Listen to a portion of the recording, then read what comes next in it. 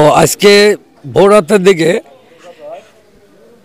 এই অত্র থানাধীন লোহাকুড় এলাকায় এক অভিযান হয়। মেজর ইব্রাহিম স্যারের নেতৃত্বে আমি এবং বিজিবির একটা টিম আমরা অভিযান করে আখি নামের সেই মাদক সম্রাজ্ঞী এবং তার সহযোগীদের আটক করি এবং আটক করে তখন তারা চিৎকার করলে আশেপাশের থেকে তার অন্যান্য মাদক ব্যবসায়ীরা অন্যান্য সন্ত্রাসীরা এসে হামলা করলে তাদেরকেও এরা স্থানীয় লোকজন এবং সেনাবাহিনীর এবং পুলিশ বাহিনীর ও বিজিবির সবাই ঘেরাও করে জনগণের সহায়তা তাদেরকে ধৃত করে এবং জনগণ তাদেরকে মারপিটও করে, এতে তারা কিছুটা আহত হয়।